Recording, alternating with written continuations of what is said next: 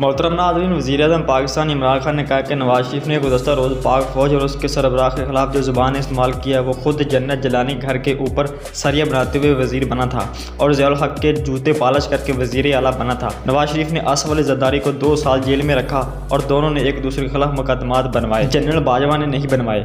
बैरून मुल्क के लोगों ने अपनी किताबों में नवाज शरीफ को करप्ट करार दे दिया। वो किताबें जनरल बाजवा ने नहीं लिखी थी।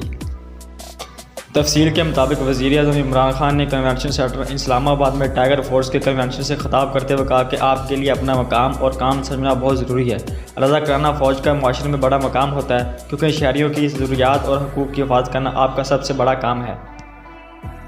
ज़िंदा मुआशरे में जब मुश्किलात पेश आती हैं तो शहरी हुकूमत की मदद के लिए आ जाते हैं और पाकिस्तानी कौम हमेशा मुश्किल वक्त में हमेशा खड़ी रहती है। इस मौका पर वज़ीर-ए-आज़म ने गुज़श्ता रोज़ गुजरांवाला में होने वाले PDM के जलसे से मुतल्लिक़ गुफ्तगू करते हुए कहा कि मैंने 11 साल पहले कहा था कि ये इकट्ठे हो जाएंगे और अपने बयान की वीडियो भी कन्वेंशन में चलाई। उन्होंने मरियम नवाज़ और बिलावल भुट्टो का नाम लिए बगैर कहा कि वो बच्चों की तकरीरों पर बात नहीं करना चाहते।